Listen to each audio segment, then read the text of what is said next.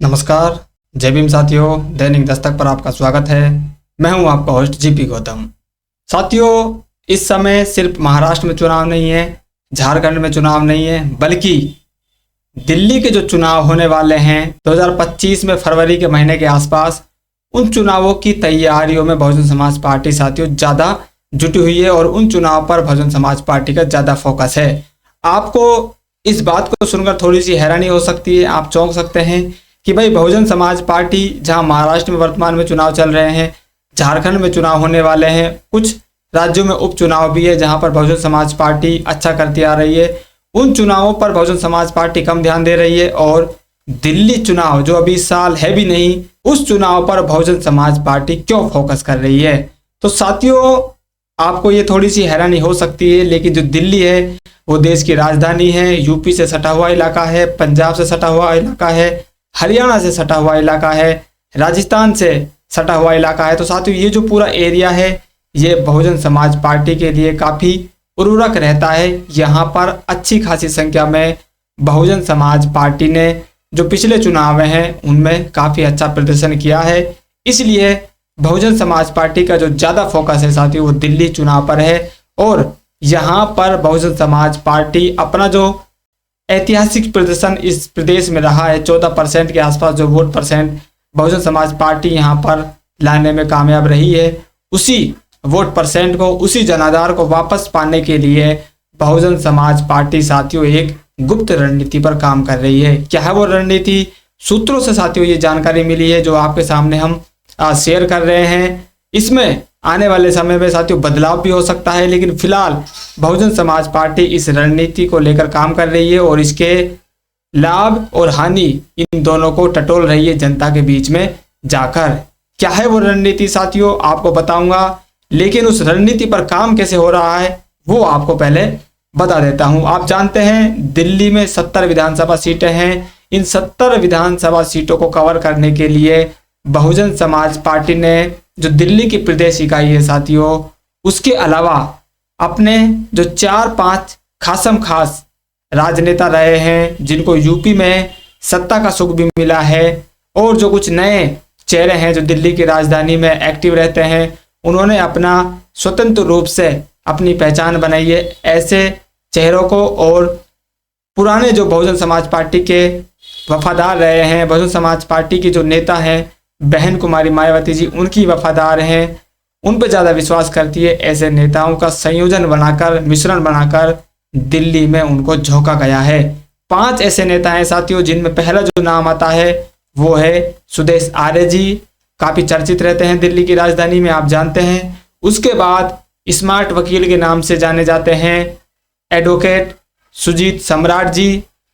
परिचय देने की आपको आवश्यकता है नहीं, आप भली भांति जानते हैं किस तरह से उनको पार्टी से निकाला गया, फिर उनको वापस से उनकी पार्टी में एंट्री करवाई गई। तो जाने माने चेहरा हैं और पार्टी में अपनी पकड़ भी वो रखते हैं। इसके अलावा जो तीसरा नाम है साथियों रणधीर सिंह बेनीवाल जी, जो हरियाणा में कामकाज देख रहे थे, अब उनको यहाँ की जिम्मेदारी भी दी गई है। जो हरियाणा से सटा हुआ इलाका है, हरियाणा बॉर्डर पर जो विधानसभा सीटें लगती हैं दिल्ली की, उनकी जिम्मेदारी उनको दी गई है। वो 10 जो ऐसी सीटें हैं उन 10 सीटों पर अपना कामकाज है वो देख रहे हैं। उसके बाद साथियों सीपी सिंह जी, मान्यवर साहब काशीराम के जमाने से वो काम कर रहे हैं, उनको भी 12 सीटें दी गई हैं। राजाराम, एक समय तो वो दूसरे नंबर के बहुजन समाज पार्टी में नेता थे, उनको भी दिल्ली में लगाया हुआ है। और उसके बाद धर्मवीर सिंह अशोक, जो बड़ा नाम है साथियों, इनको 18 सीटें दिल्ली की दी गई हैं और इनको यहाँ पर दिल्ली में इस बार चुनाव परिणाम बेहतर लाने के लिए लगाया गया है। धर्मवीर सिंह अशोक साथियों जब राजस्थान में थे, इनके कार्यकाल में बसपा वहां पर अच्छा प्रदर्शन करने में कामयाब रही थी, 6 सीटें वहां पर जीती थी। अगर इनको चुनाव से पहले नहीं हटाया जाता तो हो सकता है जो चुनाव परिणाम है वो कुछ और ही होता और वहां पर Bahujan Samaj party king maker की भूमिका में आ जाती। इस तरह के जो कयास है साथियों वो लगाए जाते हैं जब बहुजन समाज पार्टी ने 6 सीटें जीती थी 2018 में। उसके बाद साथियों ये जो 5-6 जने यहाँ पर लगाए गए हैं, जो मैं नाम आपको गिनाए, सुदेश आर्य, सुधीर सम्राट, सीपी सिंह जी, राजा राम जी, धर्मवीर सिंह अशोक जी और बेनीवाल जी, तो ये जो 6 व्यक्ति हैं साथियों, ये प्रदेश प्रभारी वहाँ पर बनाए गए हैं और इनको 5 जोन में बांटकर दिल्ली को कार्यभार सौंपा गया है। अब ये व्यक्ति साथियों बसपा सुप्रीमो मायावती जी को अपने काम के आधार पर, अपनी रणनीति के आधार पर दिल्ली प्रदेश में जो खोया हुआ जनाधार है इसको वापस लाने के लिए जुटे हुए हैं और अपनी रणनीति बना रहे हैं। इस रणनीति में साथियों निकल कर आ रही है कि बहुजन समाज पार्टी दिल्ली में चुनाव लड़ने से पहले अपना जो मुख्यमंत्री चेहरा है वो घोषित कर सकती है, और वो जो चेहरा कौन होगा, किस बिरादरी का होगा, किस समाज से होगा साथियों, इस पर भी साथियों इन लोगों ने एक रणनीति बनाई है और दलित समाज पर ही मुख्यमंत्री चेहरे के रूप में दांव खेलने की योजना बनाई है। इस तरह की जो साथियों रिपोर्ट्स हैं, अंदर की जो बातें हैं, कुछ सूत्रों के माध्यम से साथियों पता चल रही है। बहुजन समाज पार्टी दिल्ली में दलित सीएम चेहरा बनाकर चुनाव लड़ सकती है। ये खबरें साथियों, ये रिपोर्ट्स, ये जानकारी सूत्रों के माध्यम से कुछ साथियों जो बहुजन मीडिया हैं, उनके जो पत्रकार हैं, उनसे निकलकर ये जो बातें निकलकर आ रही है कि बहुजन समाज पार्टी दिल्ली में दलित मुख्यमंत्री बना सकती है, और दलित में भी जो केजरीवाल जी हैं उनको सीधा टक्कर देने के लिए साथियों वाल्मीकि समाज से बहुजन समाज पार्टी का मुख्यमंत्री चेहरा हो सकता है। इतनी भी साथियों जो जानकारी है वो निकल कर आ रही है। इसमें कितनी सच्चाई है ये तो साथियों जब चुनाव नजदीक आएंगे तब पता चलेगा, लेकिन फिलहाल जो सूत्रों के मुताबिक साथियों जो खबरें निकल कर आ रही है कि ये जो 5-6 प्रभारी वहां पर लगाए गए हैं 5 जोनों में जो दिल्ली को बांटा गया है, ये लोग इस रणनीति पर काम कर रहे हैं, और इसकी जो लाभ हानि है, इसके जो नफे नुकसान है कि अगर बहुजन समाज पार्टी दिल्ली में दलित मुख्यमंत्री बनाती है, दलित चेहरा मुख्यमंत्री चेहरा आगे कर चुनाव लड़ती है, तो कितना बेनिफिट बहुजन समाज पार्टी को हो सकता है।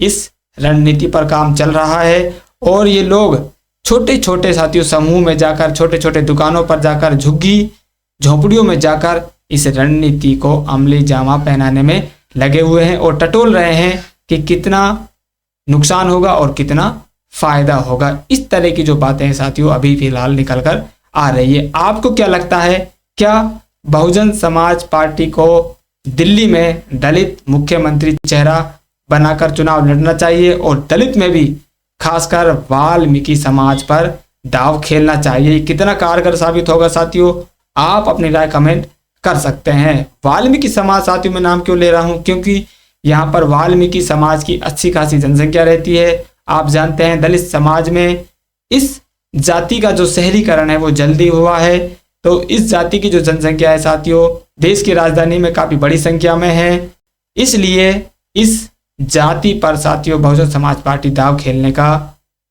जो प्रयास है या जो प्रयोग है वो कर सकती है। ये कितना सफल होता है, कितना असफल होता है, ये तो चुनाव के वक्त ही साथियों पता चलेगा।